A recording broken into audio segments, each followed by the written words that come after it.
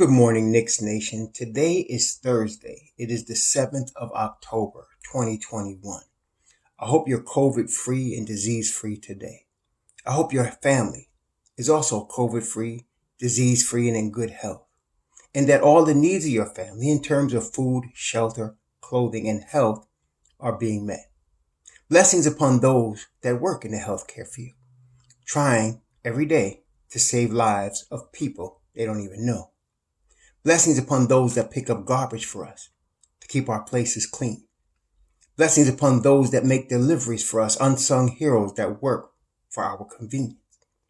Double blessings on those trying to deliver, trying to help, trying to reform, trying to save and rescue boys and girls, men and women, children, toddlers, teenagers, and adults from the clutches of evil people that are involved with human trafficking and sex slave operations and prostitution and child prostitution, and forced pornography, and child pornography, and those men that practice things such as child molestation, pedophilia.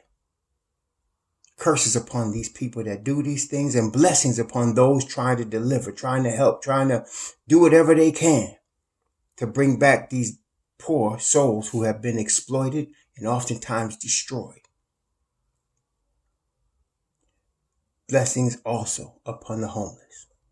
600,000 men, women, and children in the United States without a roof over their head right now. And the numbers are growing. Millions around the world, in places like the Philippines and India, in places like Afghanistan and Haiti, that also not only don't have a roof over their head, but don't even know where their next meal is coming from. Blessings upon them, for theirs is the kingdom, and on those trying in any way to help. So, one of the things that came out, well, I want to talk about two things today. First, I want to talk about Tom Thibodeau's three-point evolution. And I also want to talk about a little bit more about Kevin Knox, what I'm calling the Knox-Watch, Kevin Knox-Watch. Let's start with Tom. So, when you look back at NBA history, there's, since the time of the three-point line, now the ABA had the three-point line before the NBA, but then at some point after the merger, the NBA adopted, after 76, they adopted the three-point line. And there's always been guys that took advantage of it. You had like back in the day of Brian Winters. Back in the day, you had a Dana Barros. There was a guy from Hartford. I forgot his name, but he was also, from Denver. You had guys, and then of course, one prolific guys also, Mahmoud Abdul-Rauf, one of my all-time favorite shooters of all time. He used to be named Chris Jackson, became Mahmoud Abdul-Rauf. And then, of course, you had guys like Del Curry. So you've had shooters during the course of the time. The Knicks had Allen Houston, Herbert, I forgot his name, kid from North Carolina. And we also had a guy named Tucker that could shoot the rock also. But at that time, game was much more aggressive. So people could hand check. You can keep your hands on a guy, while you were guarding him. And because guys were so good, and the NBA is so good that, that was your only shot. Then the NBA changed the rules because people were complaining because of the fact that some people were complaining. I wasn't, but people were complaining because they thought the game was getting so physical. It wasn't as pretty. The beauty of basketball wasn't being shown because of the physicality. Now, I like the physicality. Like if you ever gone to a park to play, right? And everybody say, I got next. Who got next after you? I got next. Who got next after you? And if it's a busy day, like a busy weekend day, like a Saturday, you could have like 20 guys got next, right? And when you get on the floor, you want to pick 5 guys that's going to help you stay on the floor. And if you know anything about street ball, you would know those are the most competitive games, right? I mean, those games are hard fought. There's physicality, and the best team usually wins. And dudes try to make calls, try to be the referee and play at the same time to stay on the court. Well, when the NBA was aggressive like that, that's what it reminded me of. And that's why I liked it, because it was, you could see the desperation. You could see, the determination and you had to be good to score. Okay. And so, but they decided to change. So then they allowed you to put your forearm on the guy. You couldn't touch him, but you put your forearm on. Okay.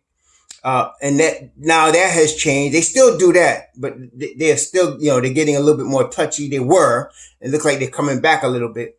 But what they wanted to do was open the game up.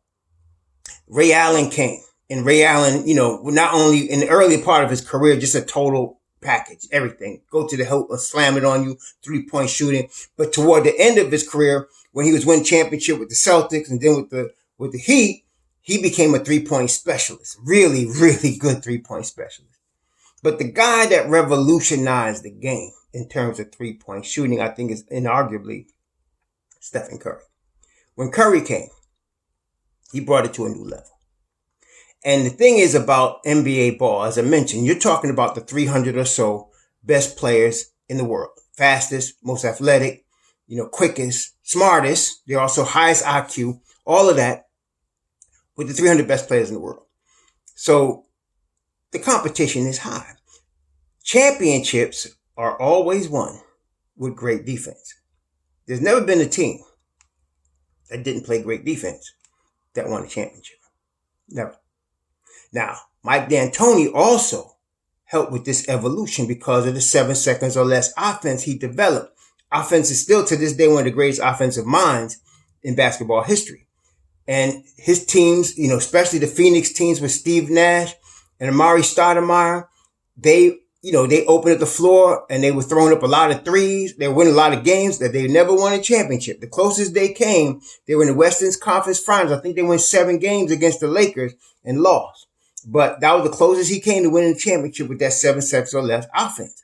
But he would always win a lot of games, win a lot of regular season games, Mike D'Antoni with that. So that revolutionized the game. So people kind of, still know that you need great defense to win, but they wanted more shooting. And that's where the Golden State Warriors set the standard with Stephen Curry. But then you got another guy from the University of Washington, Thompson, and he's a great shooter and an all-NBA defender.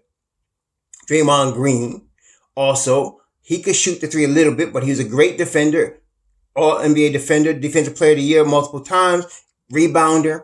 And so you had the elements of a great defense along with tremendous shooting.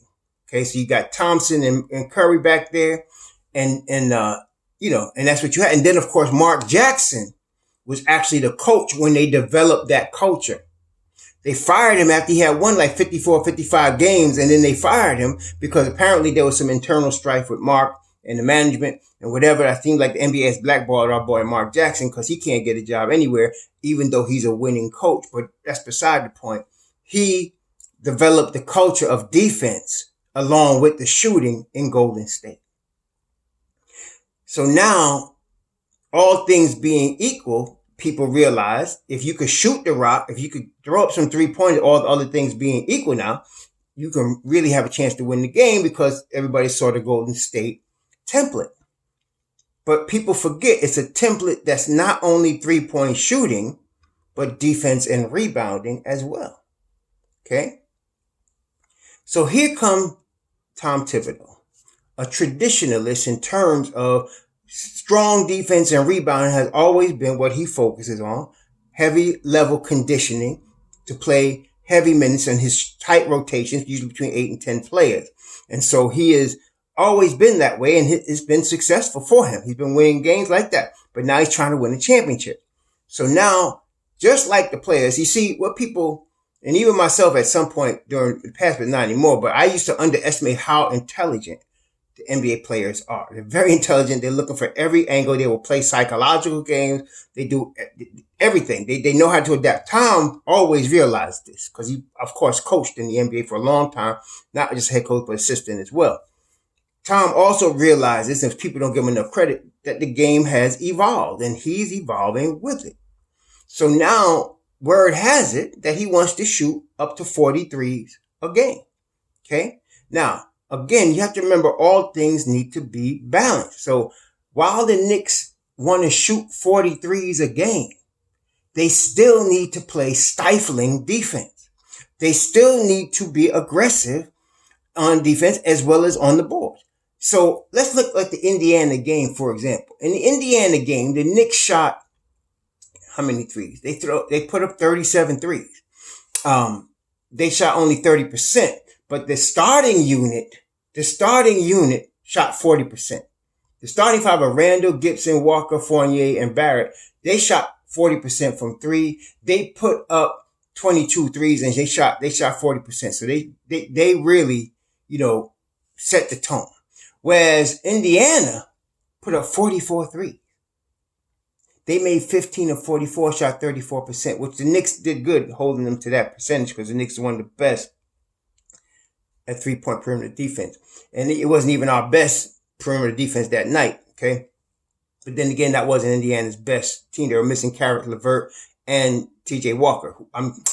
T.J. Warren, T.J. Warren, who's one of their best shooters along with Karis LeVert. But anyway, they put up 44 threes. Now, the difference in the game, though, was that the Knicks went to the line 24 times and Indiana went to the line 16 times. See, when you put up a lot of threes, you don't get to the line as much. You don't cause as much foul trouble for the other team. But the Knicks went to the line 24 times. They were being much more aggressive. So again, you need balance. You want to show up threes, but you also want to be aggressive and going to the basket when the 3-point line is cut off. Okay? And that's what they were doing. You combine that with, of course, the Tom Thibodeau defense, which held them that night to 104 points. I'm discounting that a little bit because, like I said, both Karis LeVert and T.J. Warren were not in the game. They were not there. Those are their really two best offensive players. You got Sabonis, you got Miles Turner, and you had Brogdon too, but I think those two guys are really the difference makers. That's why I'm ranking Indiana higher than most people because of those two players. Now, if those two guys don't play, then you're going to have a problem. But with Karis LeVert, I think they're underrated. Karis LeVert and T.J. Warren. But anyway, the Knicks still held them to 104 points, right? So you got to have a balance, and that's the key here. It's not just about chucking up threes. It's about getting threes. And this is what Tom says all the time. I wish people would just listen to what he says. He doesn't mind you shooting a three if it's a good shot. He doesn't want you just chucking up a three like Quickly has done a couple of times. He wants you taking a good three, an open look if possible. Okay? He wants the ball movement to create an open look. All right? So that's the key here. So you have good ball movement. And now you have Julius shooting 40%. And then that night he shot 2 of 5, 40%. You have Barrett shooting 40%. And that night he shot 50%. So you have guys like that. And of course, you still have Kemba Walker, who was 40% from three that night. You got Evan Fournier, who only shot 25% from three, but his career average is over 40. So you have guys that will move the basketball, create an open look, and knock down a three. So that's where we're dealing with right now. So you got to remember, it's a multifaceted game. It's not just throwing up threes. Not even on Golden State is it about just throwing up threes. But it's balanced. You got to have some tough defense. You still got to rebound. You still got to aggressively go to the basket, right?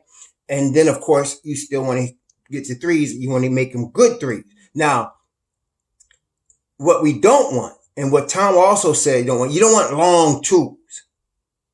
So the area between the, say, foul line extended and the 3-point line, you don't want to shoot there because traditionally it's been the lowest percentage and you're right there. And if you hit it just a half step back and you got a 3-point instead of 2 points, right? So he wants to reduce or eliminate that shot. But the shot 3-point line extended and around inside, that's where Obi hit a couple of J's the other night. That's exactly, that's your mid-range. That's no problem, the mid-range. Then you had, Kemba is a master at mid-range scoring. Master. Him and, oh God, I'm getting, my age is showing today because I am not remembering this guy's name, but I see his face. Hold on. DeMar DeRozan. DeMar DeRozan is probably the premier mid-range scorer in the NBA. He can't shoot threes that well, but he's a tremendous mid-range scorer. And Kemba can shoot threes a little better than DeMar, and he also is a master in the mid-range as well, and especially in the key area. Kemba will kill you there. Even if he's not quite as athletic as he might have been when he was 10 years ago, as you could see the other night, he still has it. So and then of course, Derrick Rose is vastly improved 3-point shooting as well as one of the best finishers in the history of the NBA. So you have a bunch of guys now that will give you that balance that you need to get good shots. You keep the defensive intensity high. Okay, that's what people are discounting. You add a Tom Thibodeau defense. Let's just fantasize for a second. Let's say the Knicks repeat last year's defensive accomplishments. In other words, they become number one in the NBA in multiple defensive categories, right? And they're shooting 43s a game and shooting close to, let's say, 35% as a team, 38% as a team from three. I don't care I don't care who you got. I don't care if you like Brooklyn. I don't care if you like LeBron. The Knicks is going to be right there. If that's the case. Because now you're talking about balance. Okay. Now you're talking about balance. And so you have to have that. So while I know everybody, is looking at the 3-pointers, and that's going to become a big topic with the Knicks this year, as it was at the end of last year, because the league is going that way. I like the idea of having the balance and understanding that, like, for example, Evan Fournier gets chased off the line. He goes strong to the hole. He gets fouled. He hits the shot, right? That's what you want. Okay, that's what you want. And if you don't chase him off the line, if he can't, he swings the basketball. You got Julius Randle wide. Julius Randle was so wide open a couple times he couldn't even believe it. I mean, that's the way it was. You could tell he was wide open. He's like, whoa, he has time to shoot, So the Knicks are going to be really dangerous this year because of that. Now, on the real, while I know they're going to be good on defense, they really are going to be good on defense again. But to repeat last year's defensive accomplishments and be number one in several categories, that's going to be hard to do. But like I said, last year we only gave up about 104, 105 points a game. Hey, if they end up giving up 111, 112, but they scoring 118, which I think they're going to score. I think they're going to be scoring about 118 points a game this year. This is a high-scoring team, even by today's NBA standards. And playing that level of defense, having a differential in the 5 or 6 range. Top 3 in the East, yo. Top 3. Yeah. Top 3. And look, I'm going to tell you right. Listen, if Kemba gets hurt, but everybody else is healthy, top 3 in the East. Okay? I'm telling you. Still. Okay? Too much depth. Okay? Now, speaking of that brings us back to Kevin. We did a video about Kevin 3 days ago. The moment of truth for Kevin this year. And as we saw, he only got 4 minutes in the first preseason game. I'm not really concerned. I'm a little concerned, but I'm not tremendously concerned. I'll tell you why. It appeared, if you watched it, Thibs really wanted to see what he has as his current rotation, especially in the starting unit. He really wanted to see them gel. Okay, he wanted to see them gel. And so he played them 3 quarters. Pretty much most of 3 quarters. I mean, when you look at, let me see how many minutes. I think Julius played 30 minutes.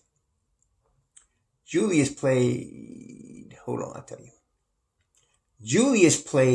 30 minutes the other night. Derrick Rose and it looks like Derrick Rose and Kemba split evenly. They both played 21 minutes. And then you had RJ. RJ played, how many minutes RJ played? RJ played 25 minutes, which is low for him. But I actually like those minutes. If we could keep RJ and Julius in that 25 to 30 minute range, that gives more minutes and time for our guy, Obi. We got to find time for Obi, but that's a different subject. So Kevin only got 4 minutes, and I'm thinking that Kevin, as well as the rookies in the second unit, are going to get more time coming up. And let me just say this. The second unit may not get a lot more time, and I'll tell you why. As a unit, I'll tell you why. The normal second unit, which would be Obi, Rose, Burks, quick, and then either usually they'll put in Taj or Nerlens or Julius with that unit. I think they may get less time, and I'll tell you why. They played like, you can tell, like I mentioned the other day, when they came on the court together, you could tell they've been playing together for a while. That whole last year's experience really helped them. They came in from the start playing high-level defense. It's like they just stepped off the court in May and came back yesterday like it was 2 days, because they came right together. So I wouldn't want to risk injury when I already know what I got there. So I'm thinking that at this point, at least for a couple of games, maybe the last game he goes back to what he did the first game as a tune-up, but I'm thinking at this point, you want to see your McBride, your Grimes. You want to see you want to see your Knoxes, so this give Kevin some chance to play. Now, the 4 minutes that he did play, I was watching him as a many people. I was watching him closely. He played well. I mean, it's hard to come off the bench with 4 minutes to play and produce anything. Kevin actually did. He came and he scored in the 4 minutes. He scored 4 points. He had 2 rebounds. And he was 2 for 4. And to me, one of Kevin's strengths is his ability to finish. And he showed a nice finish, tomahawk and dunk. And so, he looked really good. He looked aggressive. He looked he was in sync on defense. He looked really good in the 4 minutes that he played, but it was only 4 minutes. So let's see what happens if he gets more time. Now, Thibodeau always says, and this is kind of the ambiguous situation with Kevin. Thibodeau always says, which is true, it's an 82-game season, and we're going to need everybody. Because, again, you're going to get twisted ankles, you're going to get sprained muscles, you're going to get necks hurt. You're going to get those things over the course of an 82-game season. This is going to happen. It's part of the NBA. So you're going to need everybody to play at least somebody that, Kevin, if he's on the team, he might even get one start at some point this year, just because of those things. Let's say RJ can't go, or RJ's sore, or it's a back-to-back and it's the 50th game and RJ needs a rest, an ankle or something. You might see a Kevin, out there. So there's that possibility. But I think we would be remiss and unrealistic if we didn't think Kevin Knox was on the trade block as well. And I was looking at the rosters, and where Kevin would fit. And there's too many teams. There's a lot of teams. He would actually fit in the rotations, believe it or not, with Philly, Toronto, Chicago, Cleveland, Detroit, Indiana, Milwaukee, Orlando. He would actually fit in Houston. He would fit in New Orleans. He would fit in all those rotations. He would fit. Minnesota. He could be Sacramento. He can be in any of those rotations. I mean rotations, like part of the 8 to 10 guys that play regularly. In any of those teams. Okay? So that could happen.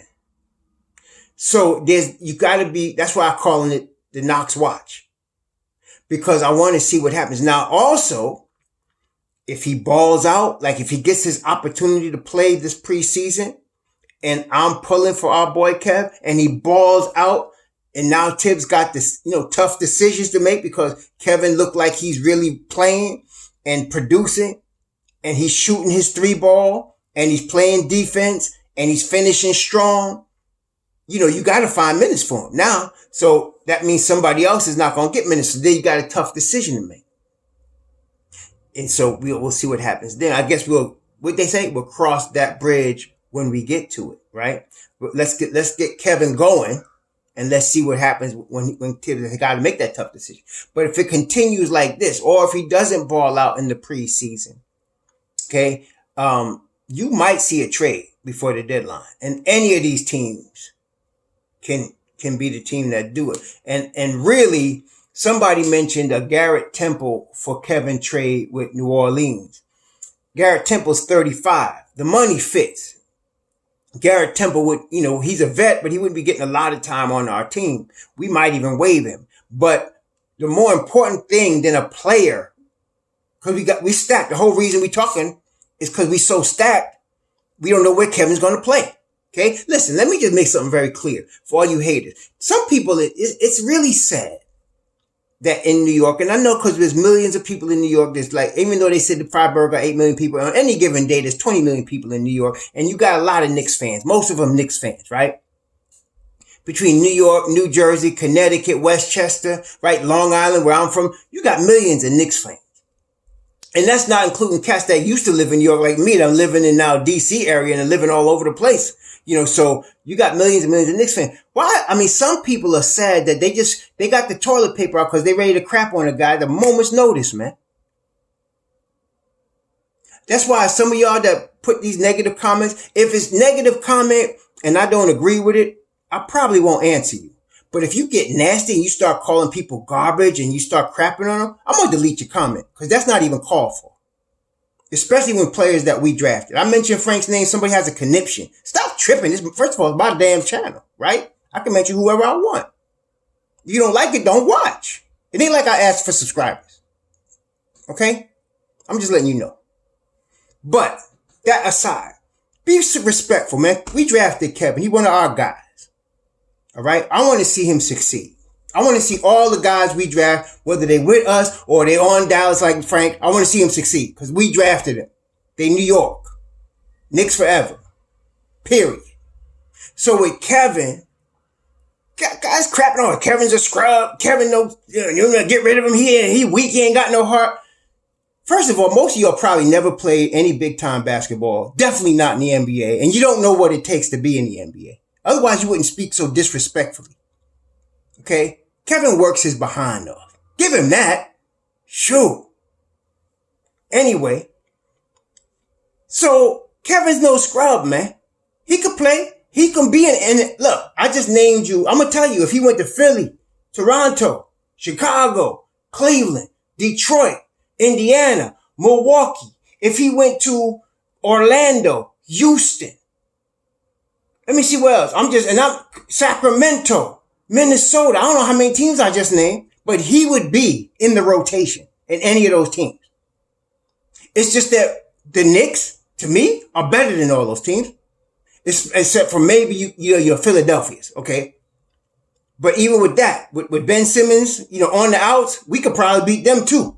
So, yeah. So that's why he can't crack the rotation here. It's not like he's a scrub. It's that his development came after we became stacked. Okay?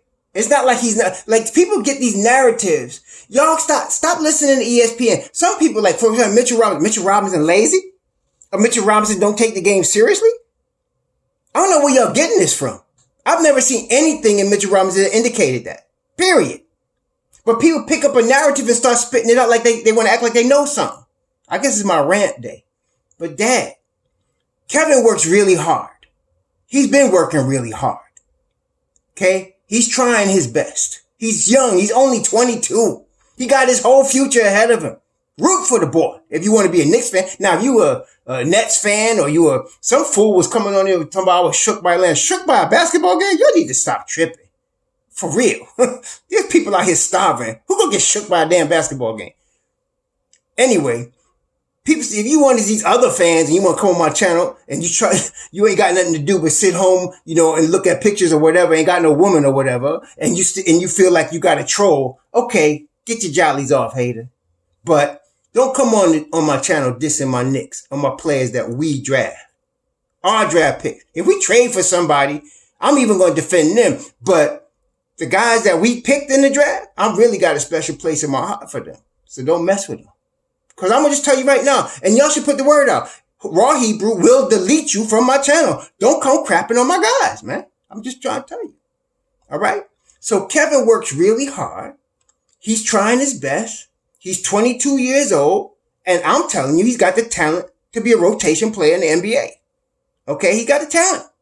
But he just needs the opportunity. And he may not come on New York because we stacked. It's a good thing. We stacked, y'all. But if he can't play in New York, I want to see him flourish. I want to see him reach his potential. That might be on a Houston or a New Orleans. It might be in Indiana or Detroit or Cleveland. If he can reach his potential, if he can become all that he can be as an NBA player, I'd like to see it on our team. But as I said, it's also a business. This is his 4th year. He's in a contract year. He got to re-up for next year. So where he going to re-up and how much he get? Every dollar counts. You understand? Every dollar counts. So, he might get, this is the difference between him getting 7, 8, 9 million in the minimum, right? So, or not even getting a contract, right? So you got to relate. Here, look at our boy Dwayne Bacon. He's here in non-guaranteed money right now. Look at Vildosa, 26. He's non-guaranteed. He gone. You understand? So look. Yesterday, a few years ago, Ja Okafor, top 4 pick in the NBA draft. He's on a non-guaranteed deal, trying to survive his NBA career. I don't want that for Kev. I want Kev to thrive. Okay? So let's see if he could do that. All right? Let's see if he could do that. So we will see, though. This next preseason game, I'm really expecting Kevin to get 20 minutes at least. Him and Obi. I'm looking for bigger minutes for both of them right now. Okay, so we got to see what's going on. I'm not the coach, though. That's up to Tom Thibodeau. I wasn't sure what to expect the first game because I wasn't sure what he was looking for, but then he showed us. He was looking to make sure those starters are sharp. At the same time, he ain't stupid. He can't risk them getting hurt. We've already seen some close calls with some contenders with people getting hurt, man. So, like Kelly Oubre, almost hurt himself bad. Down in Miami, PJ Tucker almost hurt himself. Sprained his hand, his groin or something. You don't want that happening in preseason. So, I think I'm hoping he saw what he wanted to see in this first game, and maybe he'll play them all again in the last game of the preseason to get him prepped. But in these middle 2 games, Washington and Detroit, I want to see Kev get some minutes. I want to see Obi especially get some minutes, both of those guys. And if they do that, I'm pretty confident we're going to see some good things. And so, let's pull for our boy. That's what I'm saying. Let's pull for our boy. We're on the watch. We're on the Kevin Knox-Watch right now. We're on the Knox-Watch. And so I'm just watching to see what happens with our boy Kevin. The way Moses' mother and Moses' sister watched to see what happened when he was in the river in that basket. I'm watching Kevin and hoping for the best. Shalom.